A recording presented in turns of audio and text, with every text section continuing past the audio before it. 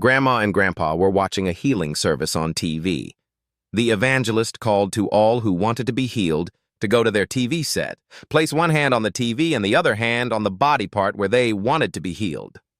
Grandma got up and slowly hobbled to the TV, placed her right hand on the set and her left hand on her arthritic shoulder that was causing her to have great pain.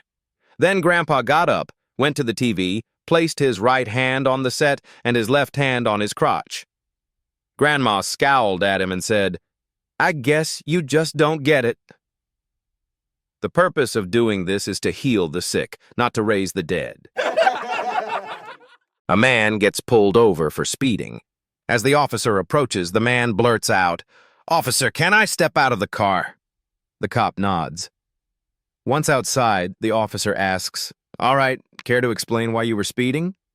The man sighs and gestures toward the car. "See the woman in the passenger seat? That's my wife." "The woman in the back? My mother-in-law. She's been living with us for the past 3 months." The officer raises an eyebrow. "Go on."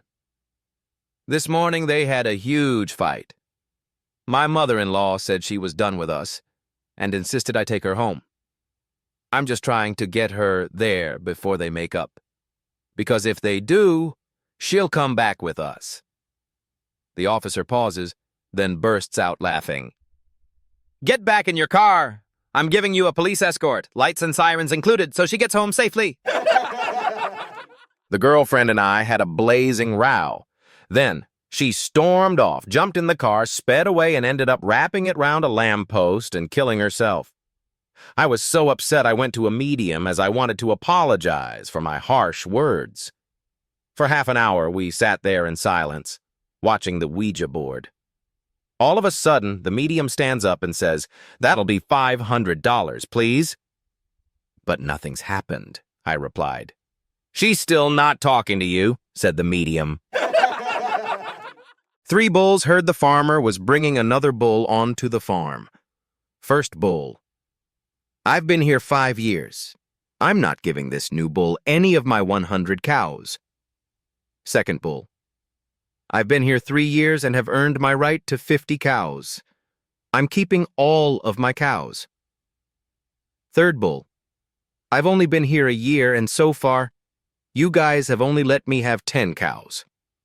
I may not be as big as you fellows, but I'm keeping all 10 of my cows." Just then, an 18-wheeler pulls up in the pasture carrying the biggest Brahman bull they've ever seen. At 3,600 pounds, each step he takes strains the steel ramp. First bull: "I think I can spare a few cows for our new friend." Second bull: "I actually have too many cows to take care of. I can spare a few. I'm certainly not looking for an argument." They look over at the third bull and find him pawing the dirt, shaking his horns and snorting. First bull: "Son, don't be foolish. Let him have some of your cows and live to tell about it." Third bull: "He can have all my cows. I'm just making sure he knows I'm a bull."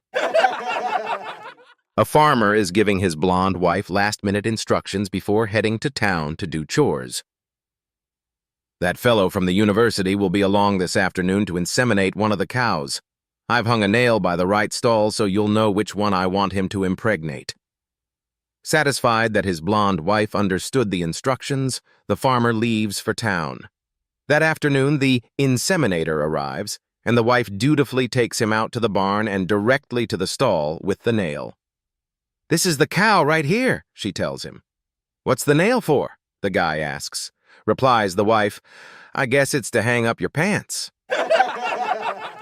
On the night of a Halloween costume party, a couple were having trouble picking suitable outfits. After a while, the wife got mad and stormed out of the room. 15 minutes later, she came back completely naked, except for a lemon between her legs. The husband looked at her for a moment, and then stormed out of the room himself. 20 minutes passed, and then he came back with a potato around his penis. The wife gave him a weird look, and then the husband replied, "If you're going as a sourpuss, I'm going as a dictator." An 82-year-old man, fresh from a visit to the doctor, had just received devastating news he didn't have much time left. Determined to prepare for the inevitable, He called together the three most important people in his life, his doctor, his priest, and his lawyer. "I've just learned my time is short," he said solemnly. "Each of you means the world to me, and I need to ask a favor. I'm giving you each an envelope with $50,000. When I'm gone, I'd like you to honor my memory by throwing the money into my grave." The three agreed to his unusual request, and the man passed away soon after. A few days later, the three gathered to discuss what they had done. The doctor went first. "I have a confession. I kept $10,000 to cover some unpaid medical bills, but I threw the remaining $40,000 into the grave as he wished." The priest followed. "I must admit, I kept $25,000 for the church's renovations, but I did put $25,000 into the grave." The lawyer looked at them in disbelief. "I'm shocked at both of you. I'll have you know I honored his request to the letter. I wrote a check for the full $50,000 and threw it in." The sixth-grade science teacher, Mrs. Parks, asked her class, "Which human body part increases to 10 times its size when stimulated?" No one answered until Mary stood up and said, "You should not be asking sixth graders a question like that. I'm going to tell my parents, and they will go and tell the principal, who will then fire you." Mrs. Parks ignored her and asked the question again. "Which body part increases to 10 times its size when stimulated?" Little Mary's mouth fell open. Then she said to those around her, "Boy, is she going to get in big trouble." The teacher continued to ignore her and said to the class, "Anybody?" Finally, Billy stood up, looked around nervously, and said, "The body part that increases 10 times its size when stimulated is the pupil of the eye." Mrs. Parks said, "Very good, Billy," then turned to Mary and continued, "As for you, young lady, I have 3 things to say. 1, you have a dirty mind. 2, you didn't read your homework. And 3, one day you are going to be very, very disappointed." Old Gus and Ethel lived in a small rural town, spending their days tending to their simple farm. One morning, Gus realized the well on their property had dried up. Scratching his head, he went into the kitchen where Ethel was baking bread. "Ethel, the well's bone dry, and I don't know what to do about it," he grumbled. "Well, Gus, why don't you ask Hank down the road?"